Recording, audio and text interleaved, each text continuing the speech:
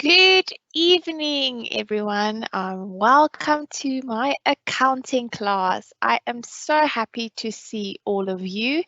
Um, let's get started. I hope you are all ready for a very productive session of accounting. So let's go. Just a bit about me. So my name is Shantae.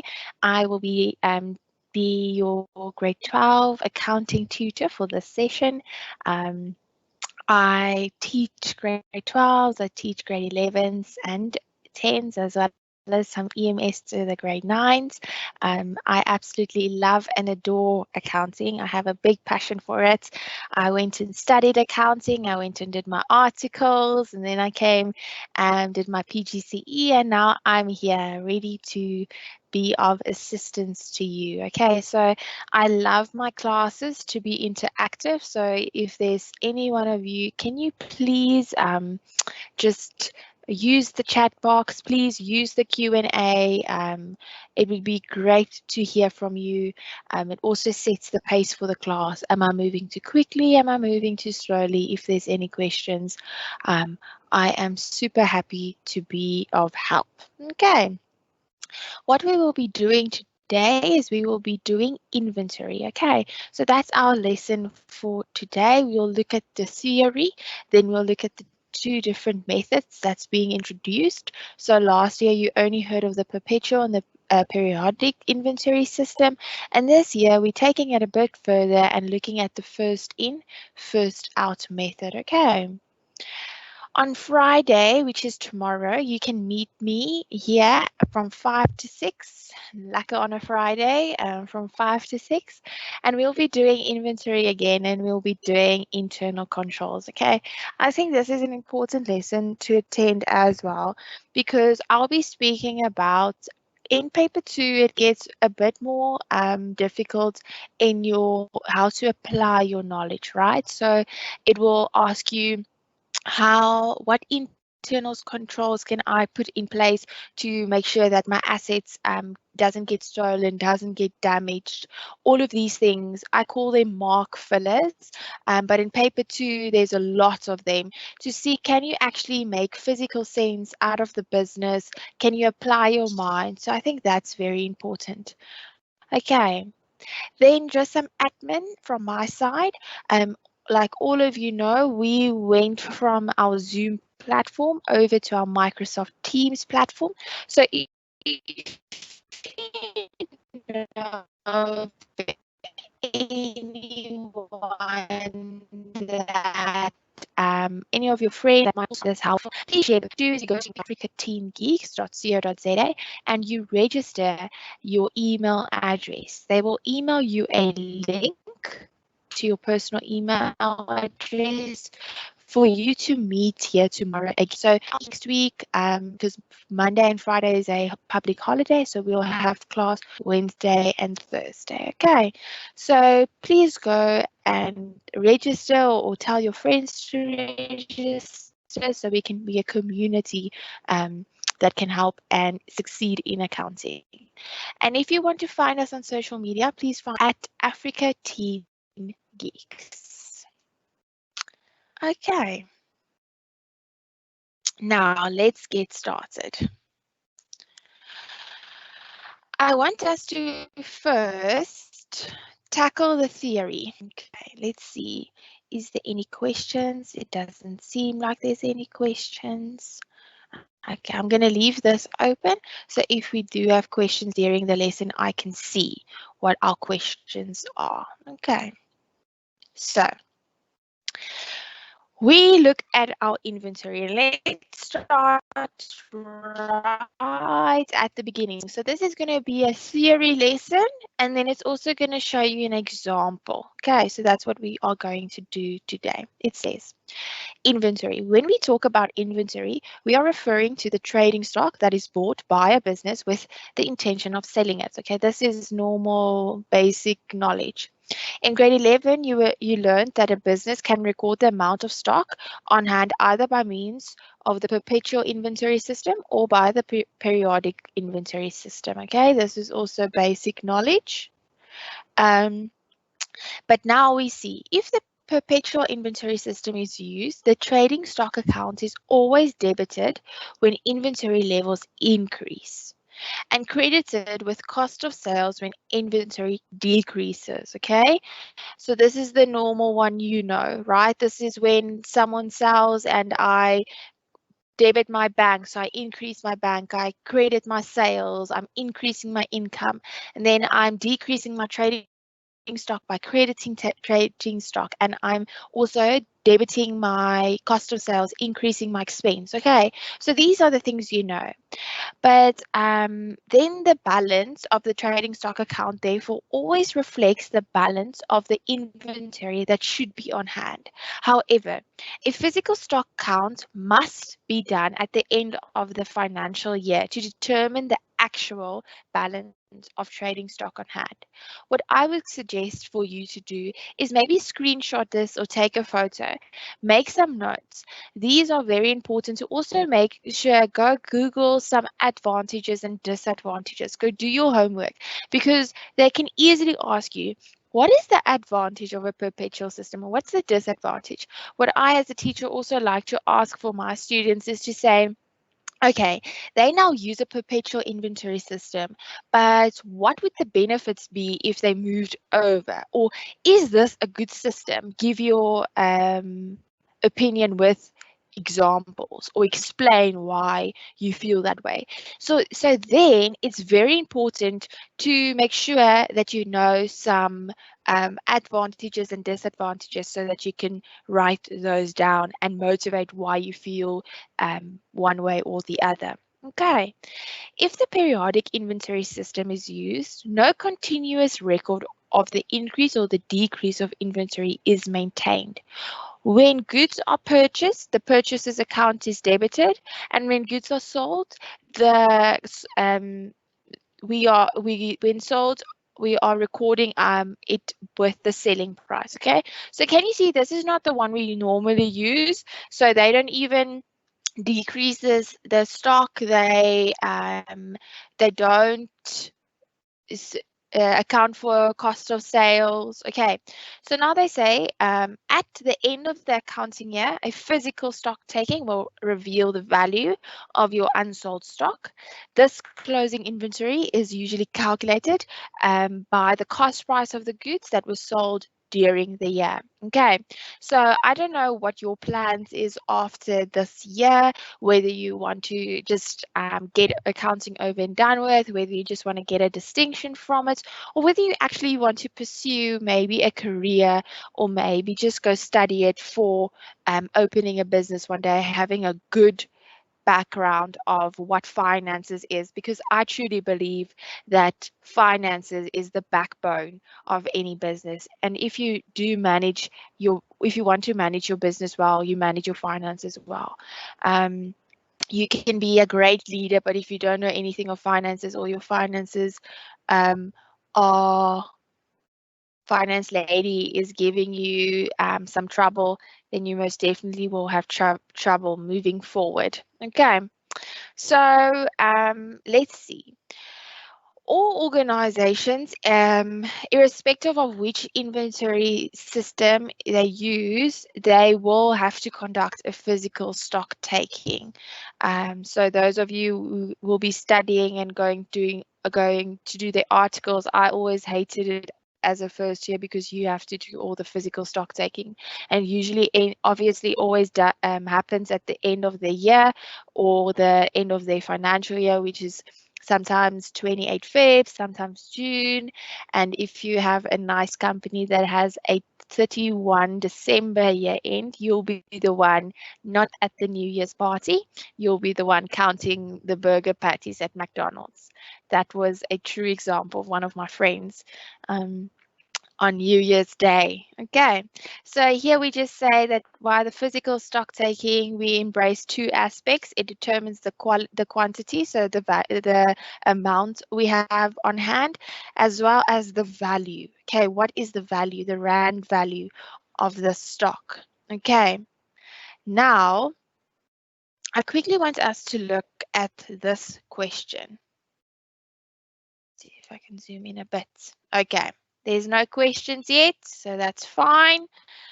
Please stop me to ask if you do have any questions. Okay, so it says here that we have, it's just a quick exercise, we have a financial year end of 28 Feb 2015.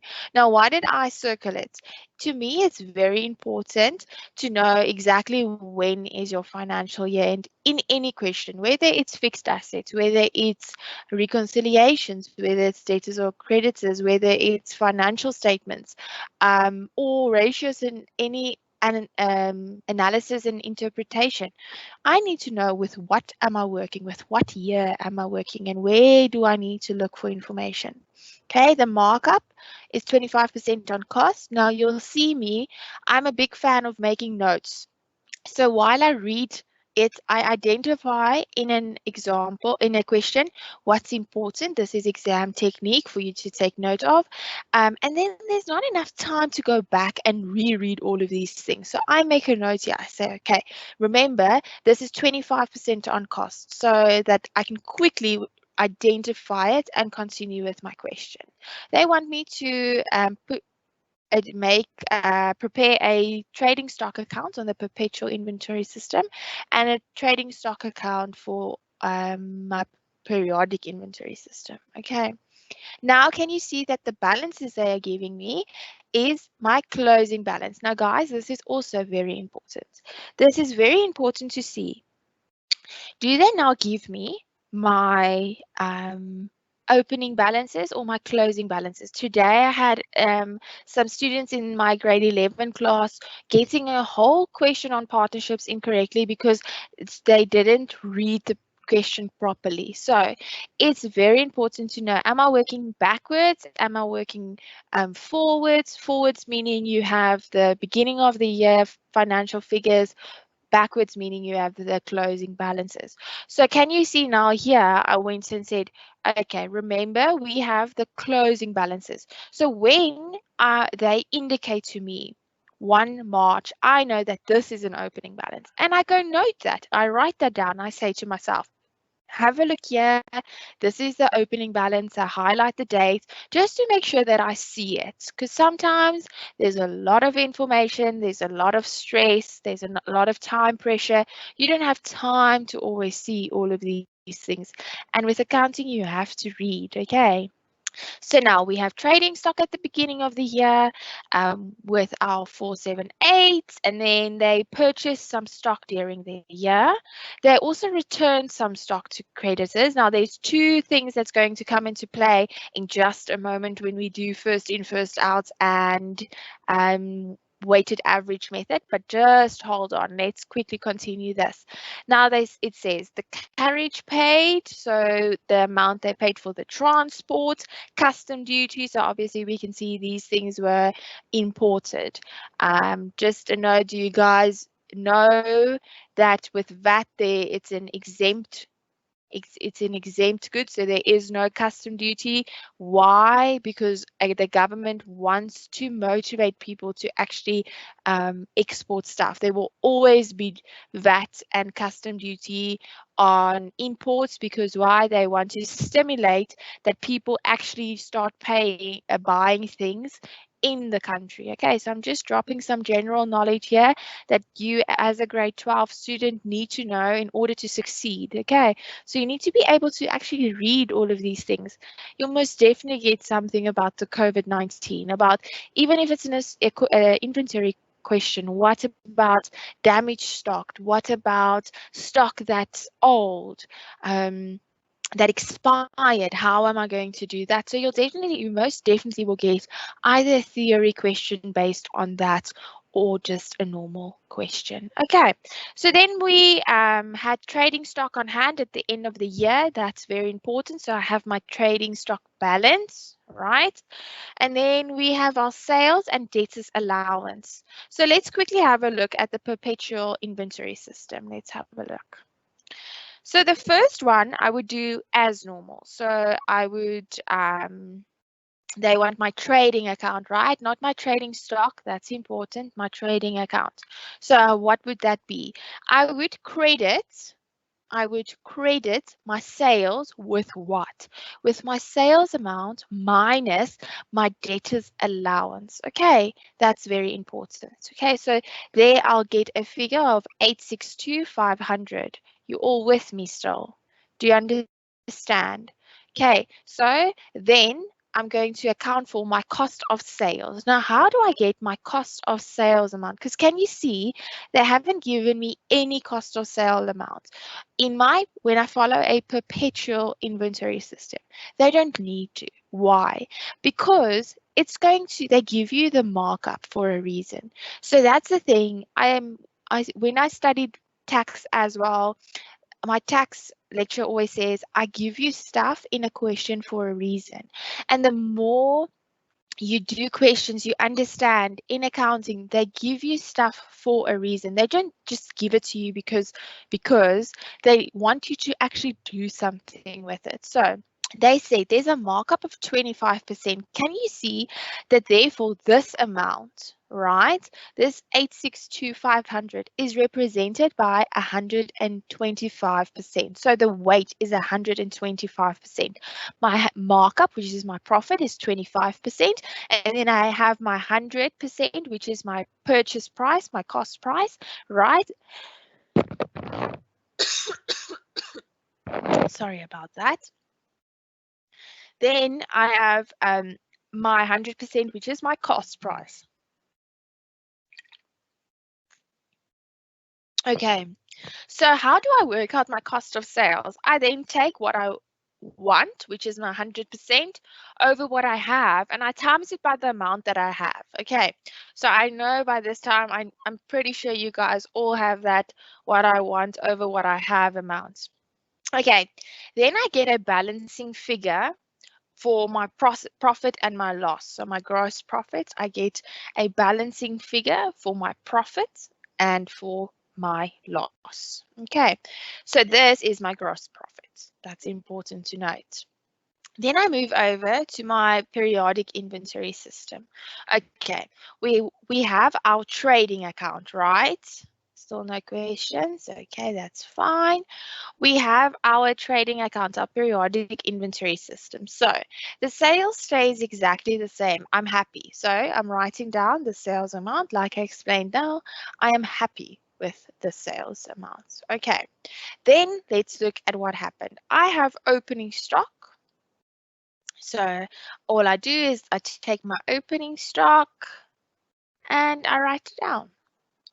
I have my purchase during the year, 370,000 Rand. Just write it down, but have a look here. Can you see that they are subtracting the stock return to creditors? Okay, so can you see that this is the net effect I'm taking into account? I'm taking in the net effect. Why?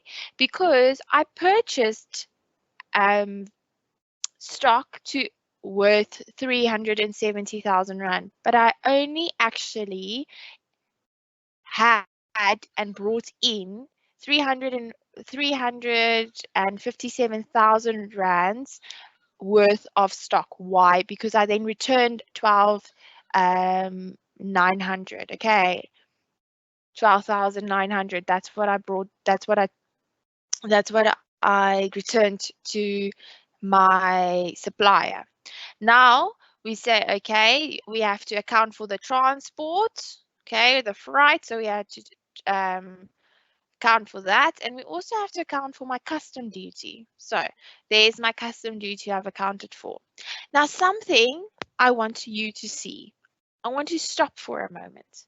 I want you to see that, can you see that whether I'm using the perpetual system or whether I'm using the periodic system, the profit or the loss, so the gross profit, is exactly the same. Okay, so it doesn't matter which form of inventory system I use. I'm still going to get, or I'm supposed to get, the exact same gross profit. Okay, that's very important to take note of, guys. I don't think that's something you guys see, and I need you to see it. Okay, let's move on. Okay. Calculation of the closing inventory. Now here is everything that's new. Here comes the new work. So I hope for the next 25 minutes you are ready for me as I introduce to you your new work. Okay, Teacher? so we have yes. Yes.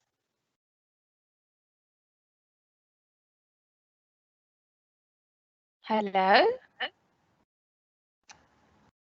There's a question for you published. Why is the sales 862,500 and not 924,800? Okay, because we are minusing the debtor's allowance. Have a look here. Have a look here. We are minusing the debtor's allowance. Because I'm not getting this. This is not part of my sales, right? My sales amount, I sold trading stock to this value, right, with the markup, but then I gave them a discount. This is my debtor's allowance, so I'm giving them a discount. Okay. Yay! Thank you for the question. Hope you know now why it's that way. Okay. Can I move on? Okay. So just quickly again, the reason for that is I have to minus my debtor's allowance. Okay, because I'm not getting that money anymore. Okay, let's go on. Thanks for the question. Okay. During the financial year, we have different prices are paid for goods purchased because that makes sense. They don't always get the same price, especially now with the COVID-19 we're facing. I'm pretty sure there's going to be a lot of companies that's going to decrease their profit percentage just to make some money, okay, because people aren't getting income. At the end of the year, only a portion of the inventory will be left, and this portion will not necessarily have been purchased at the same price. It is thus clear that a problem exists in respect of the value at which the inventory must be shown in the financial statements. A discussion must be taken as to which a decision must be taken as to which, and a discussion, I'm pretty sure, um, with the directors, the board of directors, as to which of the different prices paid for the inventory during the year would be shown as the cost price of the remaining inventory. The choice made should be the one that brings with it the most realistic determination of the profits. So you guys know, I'm not sure that GAR principles that you had to study and had to know, we need to make sure that it shows the most realistic and conservative way figures. My financial statements, I'm going to repeat that, needs to be presented by its most realistic and most conservative way, okay? Because that's how we can make the best decisions, okay? If we, for example, have inventory that was bought a long time ago, but which became very scarce and is currently selling at a higher inflated price, we can show the old inventory in the financial statements at the new higher price as well. This is because the old inventory can be sold at a price that is as the newer inventory. Okay, now here is where your new work gets introduced. We have three methods that we usually use to determine the inventory value. So we have our first in, first out method, we have our weighted average method, and we have our specific identification method. So specific identification method I want to address first. This is the one that you've done up until now. Oops. Up until now, you've done it. Okay, this is the easiest method if you look at number 3. Okay, it says this is the method that you have used up until now, and it's the easiest method. The specific cost price of each article that forms part of the trading stock is provided, and the stock must be shown at those given prices, right? Okay, so now the thing is, it is, let me give you examples. It is stock like cars at a garage. Okay, so different cars have different markups due to different factors. So whether it's scarce, whether it's an old, stylish model, whether it's a classic, right? Or whether it's just people like BMWs more than they like Mercedes, or they like Mercedes more than they like BMWs, or I know a Polo Vivo or a Volkswagen Polo is a great buy for a student. Okay, so there's reasons for them then selling more than other cars, right? So every car has a different value. So let's say a car garage has 30 cars in their garage that they're selling. Each one of them actually gets priced at a different cost price. Okay, so I actually do the accounting for a certain car trader, and they in their stock report it shows the cost price of each individual vehicle. So that's the specific identification method. So they have a selling price and they have specific cost prices allocated to them. Okay, so you won't get asked this. Now you won't get asked this. You will get asked this method in normal questions, but we want to test if it's an inventory system. You won't get asked the specific identification method. You might get a little theory question, but other than that, no, we've already tested it 100 times. The new work we introduced to you now is the first in, first out method, right? And the weighted average method. So this is the methods we will be testing when we ask you inventory. Let's look at the first in, first out method. Okay, it says, this is a very simple method whereby costs are allocated on the basis that whatever goods were bought first also be sold first, and that the closing inventory will therefore consist of the last inventory purchased. So if just this for, just hold on one second. Okay, we need to make sure that you study this so that you just know the principle, but I'll give you an example on how it works and you'll understand it much better. I don't know about you, but my figures, if I put figures to theory, I'll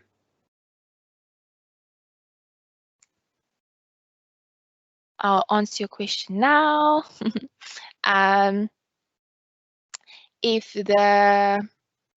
Where was I?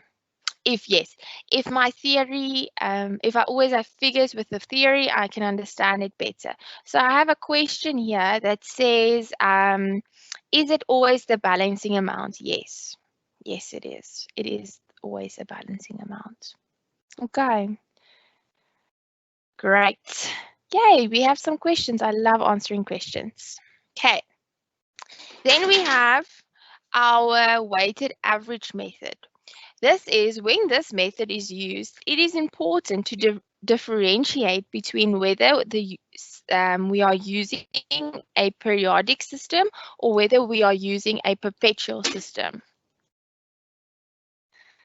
Okay, I just want to put my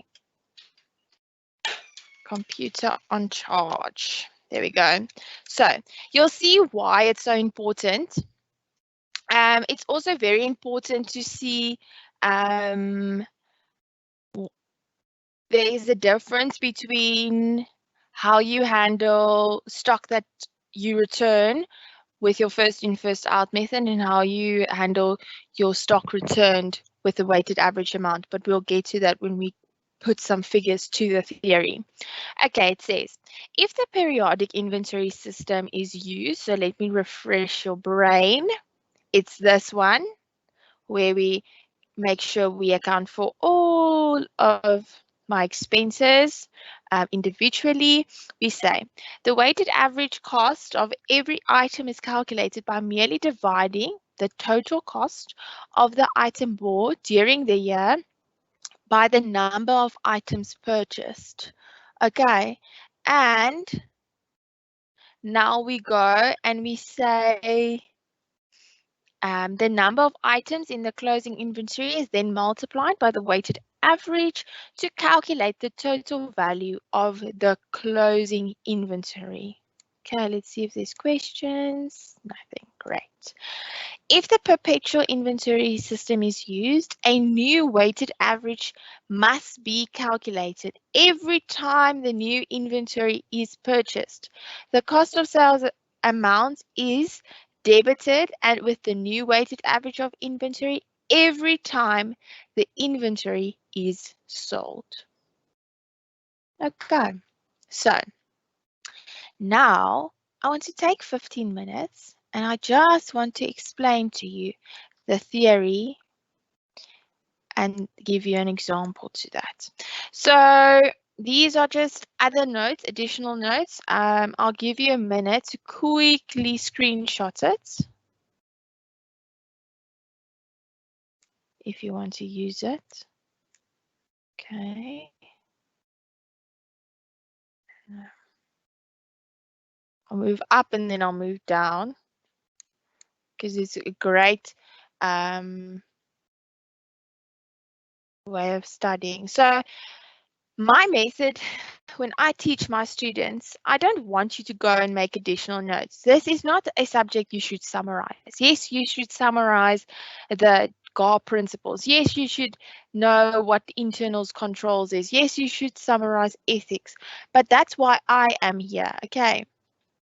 I'm here for the simple fact to give you all of the notes so that you can study the notes, read through the notes, and then just go do as many questions as you possibly can. Okay, so these aren't too important because we've now discussed everything. We've discussed it, so that's not an issue for me. I want to actually get to this point. I want to get to how does the first in, first out method work with numbers. Okay, let's start. Just quickly want to see.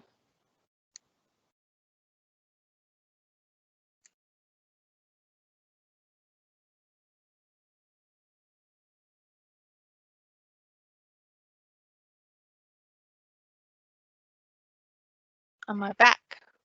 Great. Okay, so it says, the previous point can be illustrated by the following example. And here's where I want to get. Here is where it gets exciting. So we are first looking at the first in, first out method. Okay, so basically all of these are just going to be the explanations, but I'm going to explain it to you so you don't have to read through it all. So it says we have stock on hand of 60 units for R7.50. And then we have sales for, we sold 40 units. Then we received 90 units at a unit cost price of R8 per unit. We then on the 18th sold more units. We sold 50 units. And then we returned to the supplier. We returned 15 units to the supplier. The date on which you receive the stock that you are returning is important. So look at the 5th of February. That's important. Okay. So with first in, first out method, these are super important, guys. These little blockies. Okay. Why is it important? It is important so that you guys can keep track of what was bought, what was sold, and what is the balance. Okay, so this is what is important to know. Know first in, first out method, know how to calculate it, know what blockies to use. Okay, this blockies is very important. So now I have my 1st of February 60 units. What do I do? It's not purchased. It doesn't form part of my cost of sales. So what do? I therefore just show that it's my opening balance by doing what? By putting in my quantity, my price per unit, and then the amount. So all they did to get to the 450 is to say 60 times R7.50, and that gives you the 450. Okay, if it's the 450, just remember this is your total stock amount. Okay, no questions.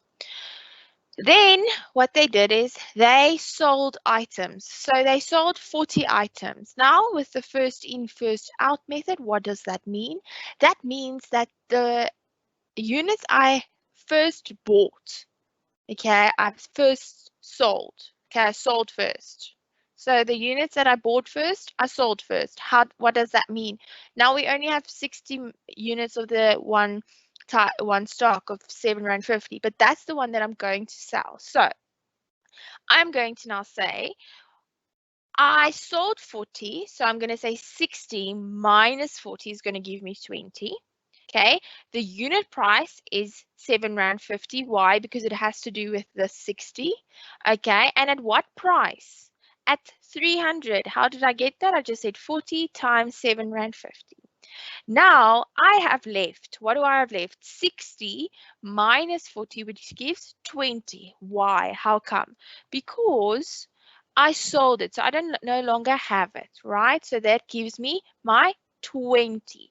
Then I have a balance of R7.50. Why? Because it's the same, and we have our balance of 150 Rand. Now on the 5th, I bought new stock. I bought 90 units at a unit price of 8 Rand. So here it goes into my purchase or bought blockie. Okay, what do? I show we have 90 units at what price? At the given price of 8 Rand. So if I times them all together, I get a amount of 720 Rand. Okay, can you see, and this is important to see, guys, that here my value of the different assets, the different stock that I bought at different times is kept separately to work out my balance. Okay, this is important to see. Let me quickly say that again.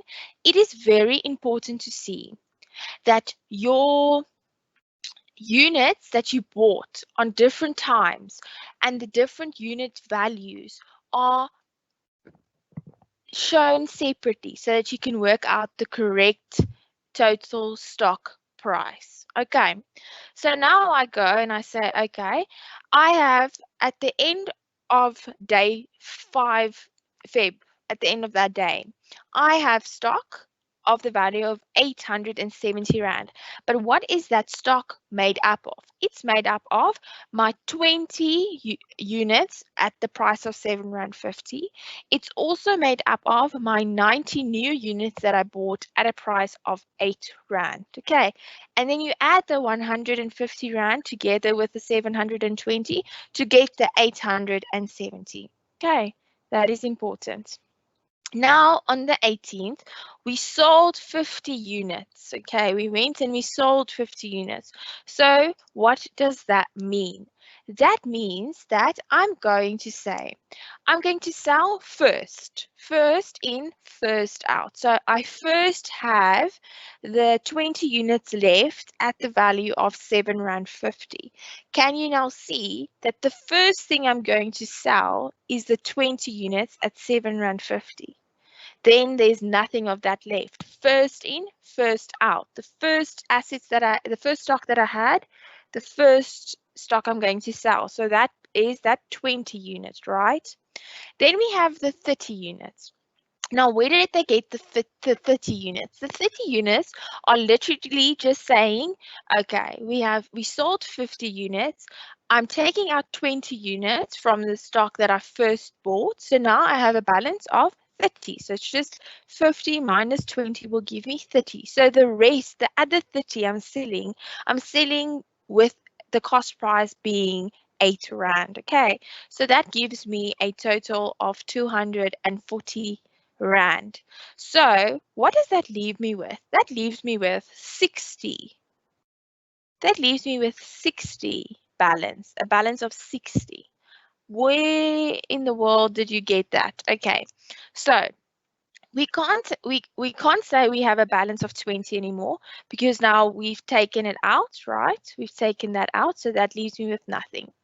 But we did sell 30 units of this 90 that I bought. Remember, I bought on the 5th. So what does that mean? That means that I have a balance of 90 minus 30, and that gives me an answer of 60. Okay, of 60 with 8 Rand unit price. And that gives me a value 60 times 8, 480 Rand. Okay. Now, another thing to see. I then, on the 27th, I returned 15 units of this unit that I bought for 8 Rand. Okay, I returned it. So where do I do it? I do not allocate cost of sales to it. I cannot subtract it with cost of sales because I didn't sell anything. I physically took the purchase. I physically took the stock back to the supplier where I purchased it. So it's important to see that you're going to, in this blockie, where you have to, it's important to see where you do it. So first of all, you do it in your purchase or bought one. And you say, okay, I'm going to minus the 15 with the 8 times the 8 Rand. So I'm going to take out 120 Rand of my stock. Can you see that that leaves me with 45 stock items at the end of my month? Okay, at the end of February. How did I get that? Okay, I had a balance of 60 units at a price of 8 Rand, which gave me a balance of 480. But now I'm taking out 15 of that. So I'm going to say 60 minus 15. That's going to give me a balance of 45 Rand. Okay. So then you times it and you get that. I want you to see, we'll do weighted average cost tomorrow because I can't just rush it in the last 4 minutes that's left. So we'll do that then. But I want you to see that, can you see that every time something is purchased or sold, you not necessarily work out a new cost price for the stock. It's always either the old or the new. And that's why it makes sense when they say, the closing stock inventory will therefore consist of the last inventory purchased. Let's go back. The last inventory purchased was these 90 units. Can you see that it's usually then the last inventory purchase was purchased at 8 Rand? Can you see that that is true? So I didn't lie to you. Okay, that concludes our session for today. Is there any questions? Is there any other questions? Do you have any questions? So tomorrow we will then be doing inventory and I'll show you the example for the weighted average method. Okay, that one's nice and easy. I like the weighted average method. I'll show you the difference also about returning stock, how you should navigate that between the two, what's the two differences. So therefore those two is important to me, and then we'll quickly look at some internal controls and how to make sure that that is in place in your business for inventory as well as fixed assets, because we did fixed assets Monday up until yesterday. Okay, that concludes our session. You're more than welcome to leave. I hope I see you tomorrow. Thank you so much for attending my class.